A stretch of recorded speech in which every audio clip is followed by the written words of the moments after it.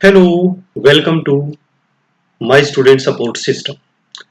आज की इस क्लास में हम डिस्कस करने वाले हैं एनवायरनमेंट एंड हेल्थ, पर्यावरण एवं स्वास्थ्य। ये लेक्चर आप हिंदी में देख रहे हैं। यदि इसी लेक्चर को आप इंग्लिश में देखना चाहते हैं तो आई बटन पे क्लिक करें।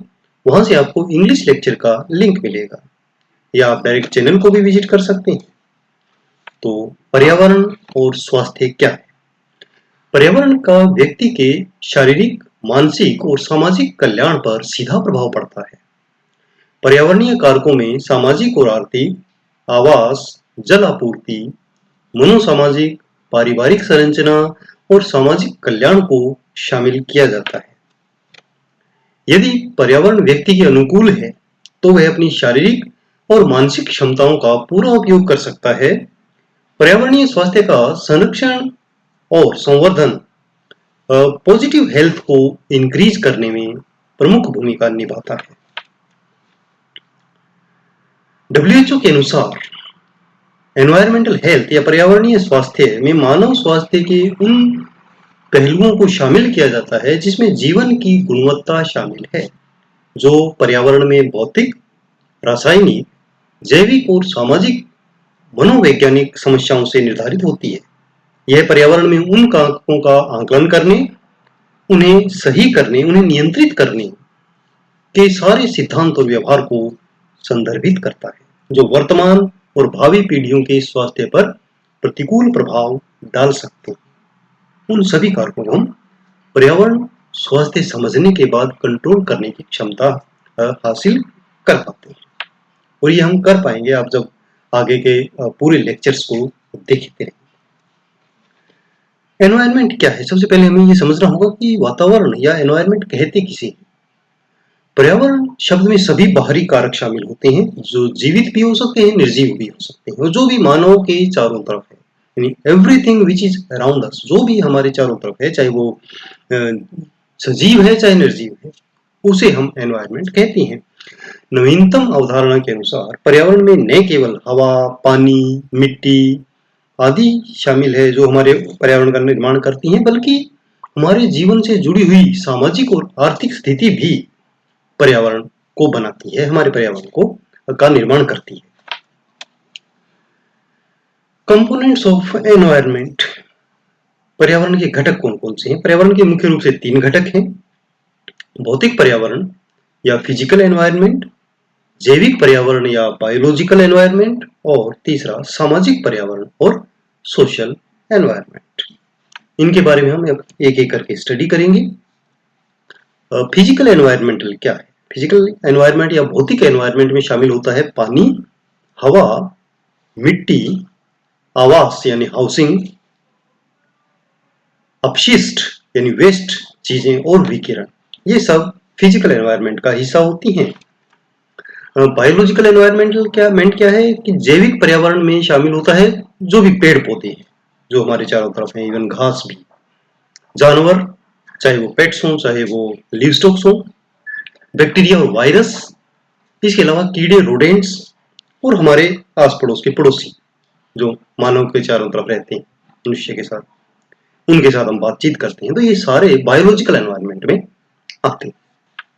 तीसरा होता है हमारा सामाजिक एनवायरनमेंट, सामाजिक या सोशल एनवायरनमेंट। तो सामाजिक वातावरण में हमारे जो भी रिलेशन हैं वो शामिल होते हैं। सामाजिक रीति रिवाज, संस्कृति, हमारी आदतें, आय और व्यवसाय जो हम कार्य करते हैं, और हमारा रिलीजन।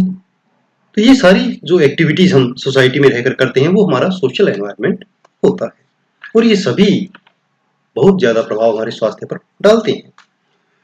एनवायरमेंटल हैजार्ड्स क्या है? अब एनवायरमेंट को समझने के बाद हमें पता होना चाहिए उनके अगर वो हमारे हितकारी नहीं है, प्रतिकूल हैं, तो क्या हैजार्ड्स हो सकते हैं। प्रतिकूल एनवायरमेंट ना होने का मतलब प्रदूषण। पर्यावरण प्रदूषण का स्वास्थ्य पर बहुत बुरा असर पड़ता है।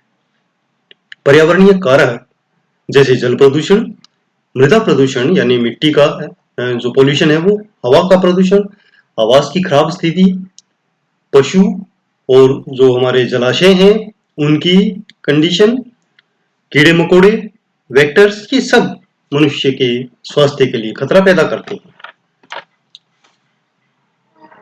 इन सभी खतरों के बारे में, उनसे बचाव हम आगे के लेक्चर्स में स्टडी करने वाले हैं, क्योंकि ये काफी बड़ा टॉपिक है। इनको हम स्टेप्स बाय स्टेप करते रहेंगे। पूरा एक सब्जेक्ट है, अलग अलग छोटे छोटे टॉपिक्स हम इसको कवर करेंगे। ये लेक्चर तो जस्ट एक इंट्रोडक्शन है। इसमें एक टॉपिक आता है कि एनवायरमेंट सैनिटेशन क्या है। सैनिटेशन का आमतौर पर हम समझते हैं कि साफ सफाई, सिर्फ साफ सफाई नहीं है। ये जो स्वच्छता है, सैनिटेशन है, वो पर्यावरण को नियंत्रित करने और स्वास्थ्य को बढ़ावा देने के उद्देश्य से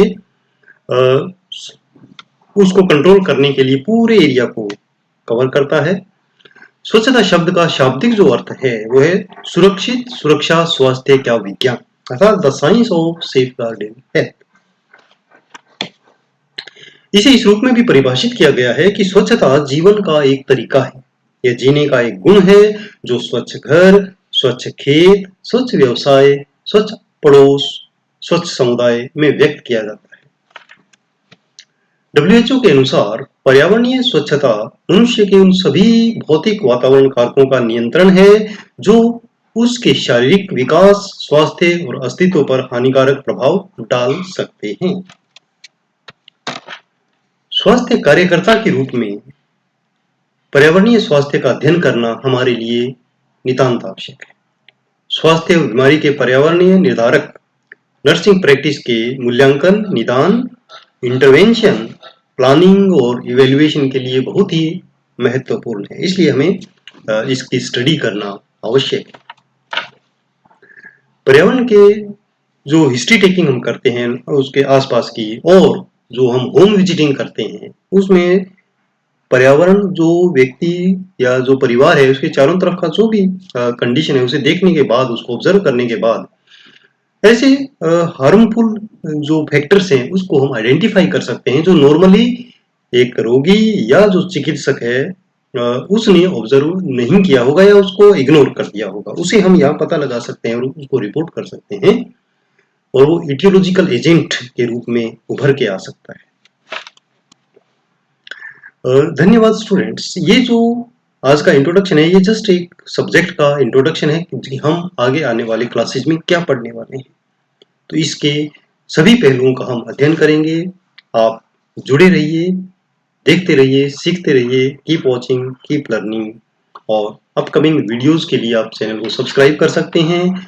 नोट्स बनाने के लिए आप ब्लॉग विजिट करना ना भूलें। सारे टॉपिक आपको यहाँ पर मिलने वाले हैं mynursingstudents.blogspot.com, और फॉलो कर सकते हैं मुझे ट्विटर पर, इंस्टाग्राम पर, और Facebook group nursing notes join कर सकते हैं। धन्यवाद। आपका दिन शुभ हो।